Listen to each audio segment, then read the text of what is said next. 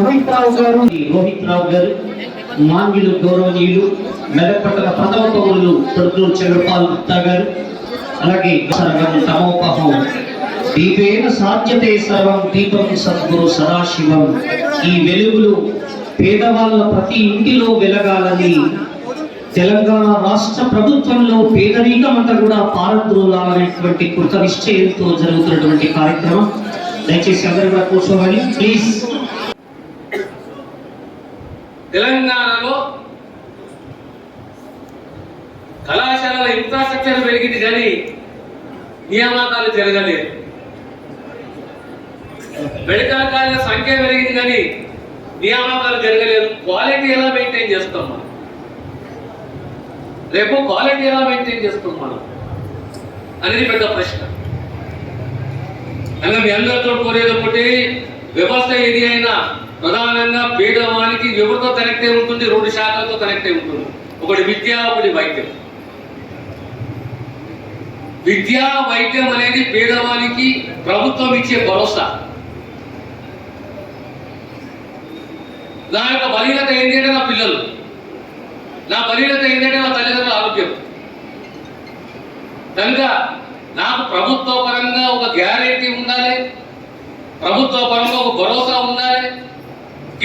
నేను ఏ హాస్పిటల్ పోయినా అప్పులపాలు కాను. నేను ప్రభుత్వ పాఠశాలకు కళాశాలకు పంపిస్తే నాకు ప్రమాణాలతో కూడిన విద్య లభిస్తుంది నా పిల్లలకు అని చెప్పేసి. అన్ని మౌలిక సదుపాయాలు, ఉపాధ్యాయులు, ప్రమాణాలు. ఒక ఆసుపత్రికి పోతే నేను అప్పులపాలు దాగుతుంది. ఇది ఏ ప్రభుత్వమైనా, ఏ ముఖ్యమంత్రి అయినా, ఏ ప్రధానమంత్రి అయినా ముఖ్యంగా లక్ష్యం పెట్టుకుని పనిచేసే విధంగా ఈ అంశాలు ఉండాలి. ఈరోజు కాంగ్రెస్ పార్టీ, కాంగ్రెస్ ప్రభుత్వం 6 గ్యారెంటీలు ముందుకొచ్చింది. 6 గ్యారెంటీలు మొదటి క్యాబినెట్ మీటింగ్ లోనే 6 గ్యారెంటీలకు సంబంధించి ఓ తీర్మానం చేసింది, రెజల్యూషన్ పాస్ చేసింది. ఇవి మేము ఖచ్చితంగా ఇంప్లిమెంట్ చేయబోతున్నాము, ఆచరణకు తీసుకురాబోతున్నాము.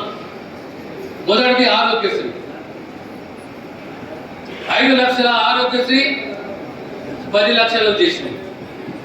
ఏ ఆరోగ్యశ్రీ అయితే కుంటబడిందో గత 8-9 ఏళ్లలో, ఈ ఆరోగ్యశ్రీ అద్భుతమైన పథకం అని చెప్పి ప్రపంచమంతా మెచ్చుకుందో 2006-2008లో ఆరోగ్యశ్రీ తీసుకొస్తే దానికి మళ్ళీ జీవం పోసి 5 లక్షలు 10 లక్షలు చేసింది ఈ ప్రభుత్వం.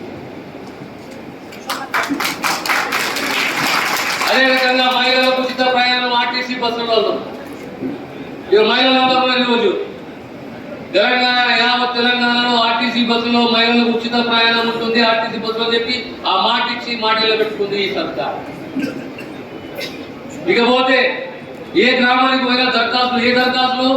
ఇళ్ల జాగలు, ఇల్లు, పెన్షన్లు, ఇది ప్రధానమైన దరఖాస్తులు. రైతు బంధు, రైతు భరోసా అనేది రైతులకు వస్తుంది. కానీ ప్రధానమైన అంశం ఏంటంటే ఇళ్ల సమస్య, ఇళ్ల స్థలాల సమస్య, పెన్షన్ల సమస్య. దానికి సంబంధించి గతంలో ఏ రకంగా అయితే లేదా ఇందిరమ్మ పేరు మీద ప్రతి గ్రామానికి ఇళ్ల స్థలాలు ఇచ్చినామో, ఇల్లు ఇచ్చినామో అదే పద్ధతిలో రాబోయే 5 సంవత్సరాలు కాంగ్రెస్ ప్రభుత్వం అదే రీతిలో రేవంత్ రెడ్డి గారి నాయకత్వంలో, వారి ముఖ్యమంత్రిగా ఉన్న నాయకత్వంలో ఖచ్చితంగా ఈ పథకాలను అమలు చేయబోతున్న విషయాన్ని మీకు సభ్యంగా తెలియజేస్తుంది. మరి ప్రాంతాభివృద్ధి అని ఆ దిశగా ఆనాడు ప్రభుత్వాలు పనిచేస్తే వ్యవస్థ అనేది శాశ్వతం. శాశ్వతం అంటే మనుషులు వస్తుంటారు, నాయకులుగా వస్తుంటారు, పదవులు అనుభవిస్తుంటారు. గెలుపు, ఓటమి, పరిపాలన అనేది అదంతా కూడా అందులో భాగమే. అంటే వ్యవస్థ అనేది శాశ్వతము. వ్యవస్థను ఎంత పటిష్టపరిస్తే సమాజం అంత గట్టిగా అవుతుంది. ఆ సమాజంలో ఆ వ్యవస్థని పటిష్టపరుస్తూ ఆ వ్యవస్థలో ఎదగాలి మనం. కానీ వ్యవస్థని పక్కన పెట్టి వ్యవస్థ కన్నా గొప్ప నేను అంటే వ్యవస్థ కానీ ప్రకృతి కానీ ఎప్పుడు క్షమించదు. అది చాలా మందికి అర్థం కాదు. అహంకారము, అంధకారం తీసుకెళ్తుంది. ఎంత మన పదవులు వస్తుంటాయో అంత సౌమ్యంగా మనం ఉండాలి. ఈరోజు 9.5 సంవత్సరాల తర్వాత ప్రజలు తీర్పు ఇచ్చారు మార్పు కోసం.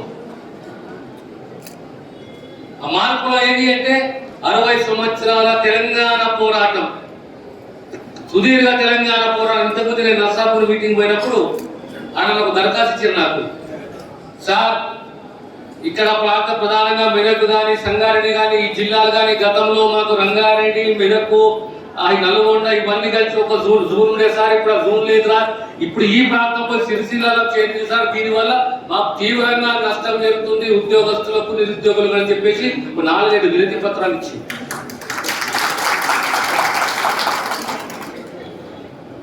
ఇలాంటి తప్పులు అవసరమా?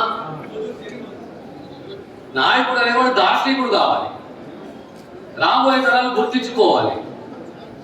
ఏ తెలంగాణ కోసం కొట్టుకోరాన్ని మనము నీరు తర్వాత నిధుల తర్వాత, కానీ ముఖ్యంగా ఏం కావాల్సిన తెలంగాణ యువకులకు 69 తెలంగాణ ఉద్యమంలో పాత్ర పోషించిన యువకులు దేని విషయంలో నియామకాల ఉద్యోగాలు. తెలంగాణ వచ్చింది 10 సంవత్సరాలు తెలంగాణ రాష్ట్రం ఏర్పడి,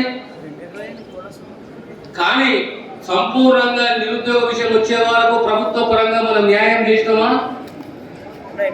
ఇది విమర్శ కాదు, ఇది ఆత్మవిమర్శ.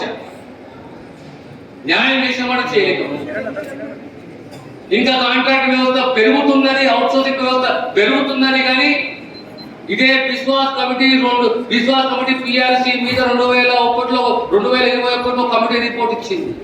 రిపోర్ట్ ఏమని ఇచ్చింది? 1,94,000 ప్రభుత్వ పోస్టులు ఖాళీలు ఉన్నాయి, భర్తీ చేయాలి అని చెప్పేసి. మీరు ఎక్కడ పోయినా మళ్ళీ అదే సమస్య, సార్ మాకు ఉద్యోగాలు కావాలి, మాకు అవుట్ సోర్సింగ్ వద్దు, మాకు కాంట్రాక్ట్ వ్యవస్థ వద్దు, మేము గెస్ట్ లెక్చరర్ము, మేము కాంట్రాక్ట్ లెక్చరర్ము, మాకు ఈ వ్యవస్థ వద్దు, ఇది రద్దు చేయండి, మమ్మల్ని పర్మనెంట్ చేయండి అని ఇదే దరఖాస్తు.